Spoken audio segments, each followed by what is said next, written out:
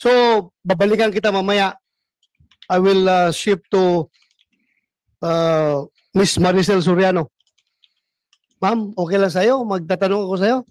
Ha? Relax ka na? Okay? Sige. Ma'am, sa mga nag-viral na dokumento na nagdadamay sa pangalan mo, sa tingin mo ba may katotohanan ang mga nasabing dokumento?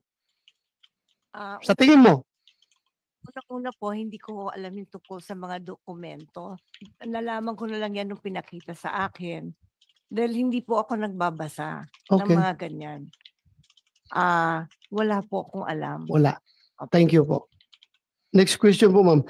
May property ka ba sa Rockwell? Ikaw ba ang nagmamay-ari ng Unit 46-C Rizal Tower Building located at Rockwell, Barangay Poblacion, Makati City? Opo. Sa'yo yon, Opo. yung 46-C. Hanggang 2012 po. Nabenta ko na ho yun. Wala na ako doon. 2012. Anong month yun nabinta? Hindi ho ako sigurado sa month, pero yung year na alala ko. So, your pre-ops is 2012, Your Honor. 2012. Yes, sir. 2012. 2012. So, bininta mo na after 2012. Pinenta ko po 2012. 2012. Yun lang po ang naalala ko. Okay. But then you admit na you are the owner and at the same time the occupant of such unit, yung Unit 46-C. 2012 bininta mo. Yes, Your Honor. And your pre-ops was 2012. 2012. Your Honor. 2012. March 11. Yun din yung address nung nakasuhan siya sa barangay, yung inupakan niya yung mga Okay. katulong niya. Thank you. Walang issue kung kay Maricel yun o hindi Ma'am, pwede bang makahingi ka ng kopya ng deed of sale nung unit na bininta mo? Opo. Ha? Wala. Kung meron kayong Hanapin ko po. hanapin mo. Thank you. Ito rin ma'am, may napabalita in 2011.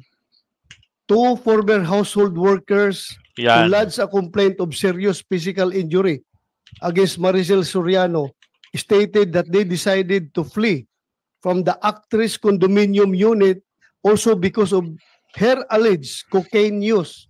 Ano po masasabi mo dito sa balita na ito? Hindi po totoo yan. Hindi totoo. Hindi po. Thank you. I just want to get your answer para to set the record straight. Yes po. So hindi totoo yon. Hindi po.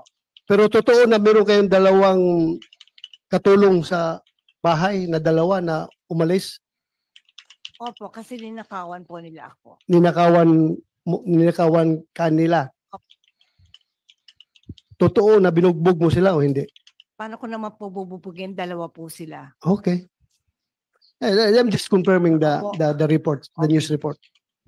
Thank you po ma'am. Maraming salamat for your Salamat cooperation. po. So far that would be all as far as this committee is concerned. Yung confirmation mo lang as to the ownership and occupancy of that unit in the year 2012 when that pre-ops was initiated by Agent Morales. Ma'am, maraming salamat sa pag-attend mo dito. Thank you very much. Kahit na hindi mukhang wala ka sa magandang kondisyon, you tried to be here. Maraming salamat. Maraming salamat po, Mr. Chair. Ma'am, pwede ka nang magpahinga.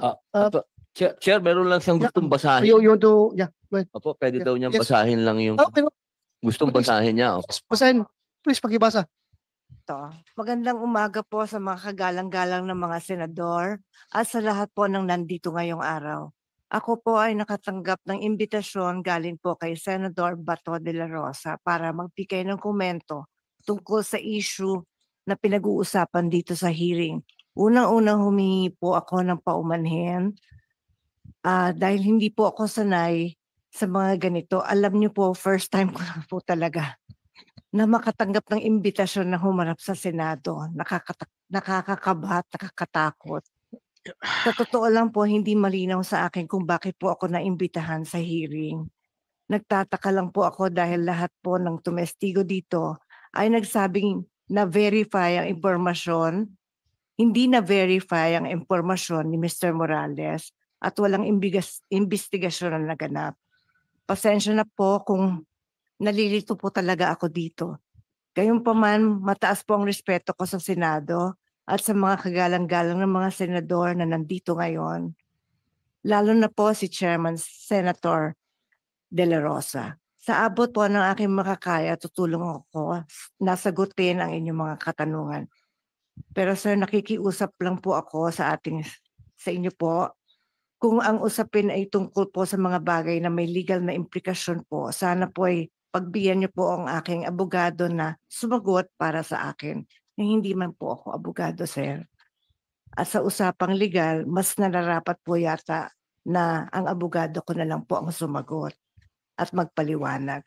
Kung magkaroon man ho ng legal question, pinapahintulutan ko pong magsalita para sa akin si Attorney Agnes Maranan. Maraming salamat po, sir. Thank you, ma'am. Hindi na mangyari yan dahil sinagot mo na ako kanina eh. Thank you for answering my questions. Salamat talaga. You are answering the questions with all honesty. Thank you very much.